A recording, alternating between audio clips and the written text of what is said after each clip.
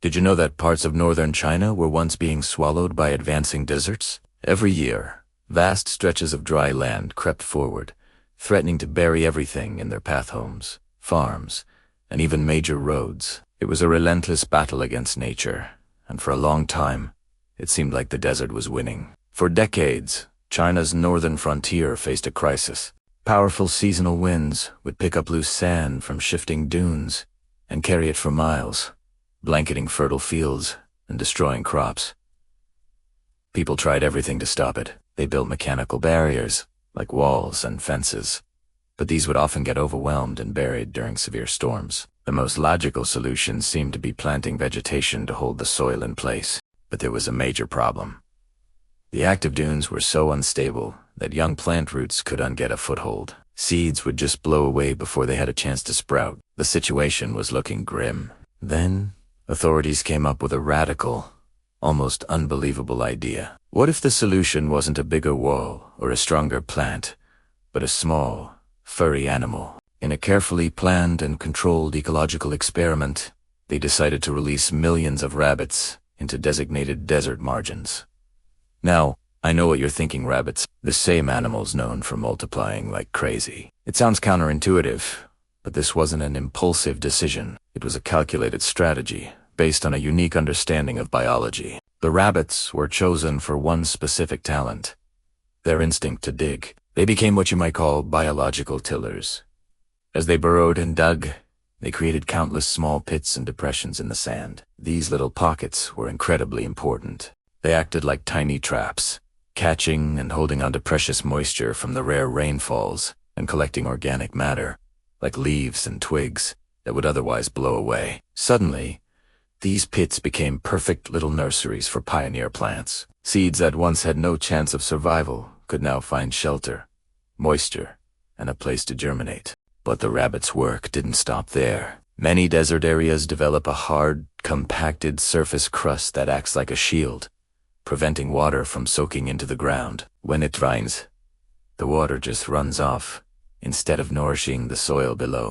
The rabbits' constant digging broke up this hardened crust. Once the surface was fractured, water could finally penetrate deeper into the soil layers, creating moist pockets underground. These small, moisted environments were exactly what hardy desert shrubs needed to survive. These plants have incredibly deep root systems designed to seek out water far below the surface.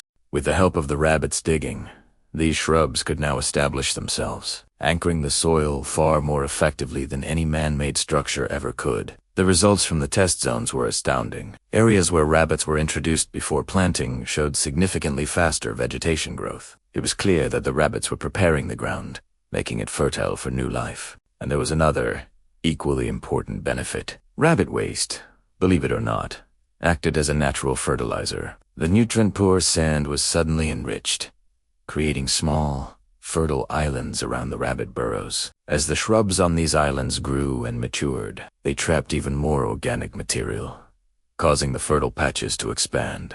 Over time, what started as isolated spots of green began to merge, forming continuous belts of vegetation. Field teams meticulously tracked the progress. They recorded the movement of the dunes before and after the rabbits were introduced. What they found was remarkable. As the number of rabbit burrows increased and reached a certain density, the movement of the dunes slowed dramatically. The soil itself began to change. It transformed from loose, unstable grains that could be picked up by the slightest breeze into semi-stable clumps that could resist even strong winds. The difference was like night and day. Control areas that were left untreated remained barren and lifeless, just as they had been for years. But the areas with the rabbits started showing patches of green within a single growing season. These green belts acted as natural windbreaks, shielding the farmland and communities behind them from the encroaching sand. Of course, releasing millions of rabbits into an ecosystem is a risky move.